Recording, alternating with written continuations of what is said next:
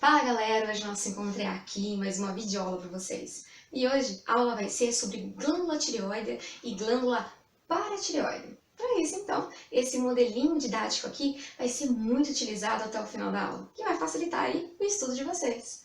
Então para isso, lápis e um caderno na mão. Tem mais uma videoaula. Roda a vinheta!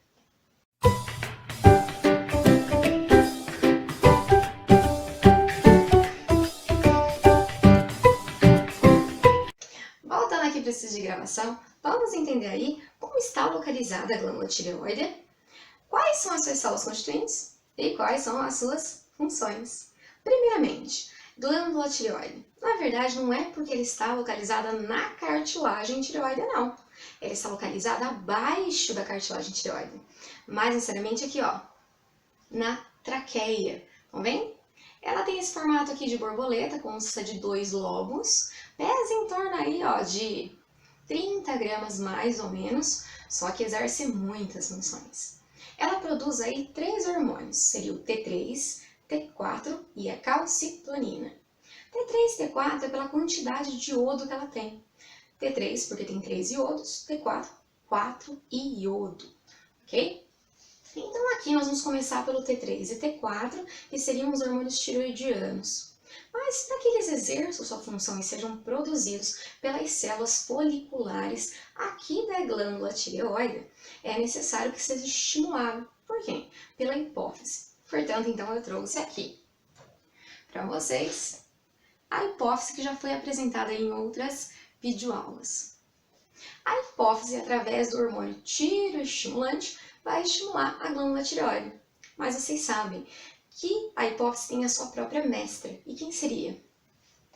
O hipotálamo, que fica acima, bem aqui acima, da hipófise. Então, lá no hipotálamo vai ser produzido um hormônio chamado hormônio liberador de tireotrofina, no qual vai percorrer as veias porta-hipofisárias e vai chegar até a adenipófise, onde vai estimular o TSH, que é o hormônio tireoestimulante. E aí sim, através aqui da adenipófise, estimula as células foliculares. Aí sim eu tenho a produção do T3 e T4. Pois bem, quais seriam aí então as suas funções? Primeira função, aumenta o metabolismo basal. Mas o que é esse metabolismo basal? É a quantidade mínima de ATP que meu corpo precisa para manter as suas funções vitais diárias. Se aumentar o metabolismo basal, o que vai acontecer? Obviamente, né, eu vou aumentar o metabolismo de carboidratos, de lipídios, de proteína, enfim, tá? Há uma segunda função dos hormônios T3 e T4. Qual que seria? É a adição de bombas, né, adicionais aí de sódio e potássio. Isso mais ATP será gasto. Quanto mais ATP será gasto, mais ATP será produzido também, e nesse caso aí, mais calor será liberado, o que eu dou o nome de efeito calorigênico. Esse efeito calorigênico aí atua então na manutenção, né? Contribui para a manutenção da temperatura corpórea. Ou seria uma ideia, mamíferos que não têm a glândula tireoide não sobrevivem ao frio. Uma terceira função é atuar no metabolismo de proteínas e também atua na lipólise. Além disso, os hormônios tiroidianos atuam na excreção do colesterol, atuando então na diminuição aí, né, do nível do colesterol. Uma outra função é intensificar os hormônios catecolaminas, né? Como assim intensificar a ação dos hormônios das catecolaminas? Bem, para quem não sabe, as catecolaminas lá seriam a norepinefrina e a epinefrina. Nesse caso, diante de um hipertireoidismo, por que o batimento cardíaco acelera? Justamente porque as catecolaminas epinefrina e norepinefrina atuam aí, né, no aumento do batimento cardíaco, né, no aumento da pressão arterial, então intensificando a ação das catecolaminas, obviamente acontece isso também. Uma outra função é atuar em parceria aí com a insulina e com o hormônio do crescimento, no qual ele vai estar aí intensificando, né, o aumento do sistema esquelético, o aumento do crescimento ósseo e também no desenvolvimento do sistema nervoso, principalmente durante o período fetal e também o crescimento ósseo.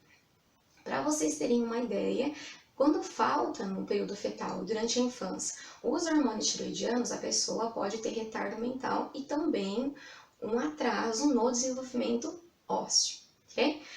Agora, um outro hormônio aí produzido também pelas glândulas tireoides seria a calcitonina. O que a calcitonina faz? Diante da alta concentração de cálcio na corrente sanguínea, o que ela faz? Ela vai estimular a deposição de cálcio no osso através da inibição dos osteoclastos. Então, inibindo a ação dos osteoclastos, mais deposição de cálcio eu tenho no osso, ok? Então, a calcitonina, ela atua na homeostasia do cálcio. Mais cálcio na corrente sanguínea inibe a ação dos osteoclastos, consequentemente, esse cálcio ele vai ser depositado lá no osso. Isso que o osso aí ele tem 99% do nosso estoque de cálcio é lá no osso.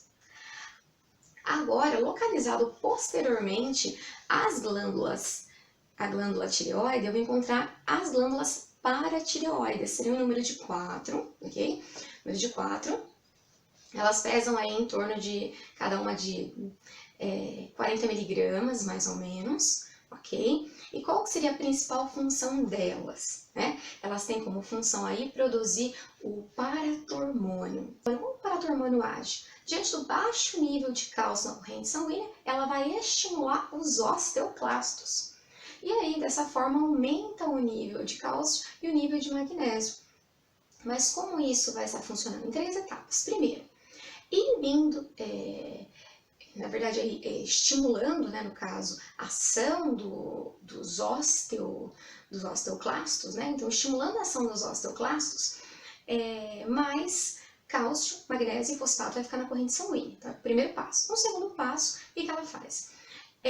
O fosfato vai passar do sangue para os néfrons, né, que se localizam lá nos rins, e deles passa para a urina. Então, há uma perda de fosfato pela urina. E numa terceira etapa, o que vai acontecer? Ele estimula o rim a produzir o calcitriol, que é a forma ativa da vitamina D, que é o D3. Dessa forma, há uma absorção de cálcio pela parede intestinal. Então, mais cálcio vai cair na corrente sanguínea, dessa forma, elevando o nível de cálcio na corrente sanguínea. Então, ele atua aí no aumento de cálcio e magnésio na corrente sanguínea. Agora, existe um caso clínico relacionado com as glândulas paratireoides. Por exemplo, uma pessoa se queixa muito de dor abdominal, né? E aí foi detectado que tem pedras no rim. E também os ossos tornam um pouco mais quebradiços. Por que isso? Pode ser um sinal de hiperparatiroidismo. Por quê? O excesso, de onde veio esse excesso do cálcio? O excesso do cálcio ele veio dos ossos, foi retirado dos ossos. Consequentemente, torna eles mais porosos para tirar muito cálcio de lá. Excesso de cálcio na corrente sanguínea, eu posso estar eliminando isso através da urina, formando aí os fosfatos de cálcio, que seriam as pedras. Pronto. Essas pedras, se elas se acumular lá no ureter, pode levar às cólicas renais, o que dá fortes dores na região do abdômen e também na região dorsal, principalmente na região ali da lombar. Então, um caso clínico aí relacionado, né, com as glândulas paratireoides seria o hiperparatiroidismo, ok? Então, espero que vocês tenham gostado da aula de hoje. Se gostaram, não esqueçam, dê um like nos nossos vídeos e também se inscrevam no nosso canal. Aproveito para falar, ativem o sininho para acompanhar as próximas videoaulas. Até lá!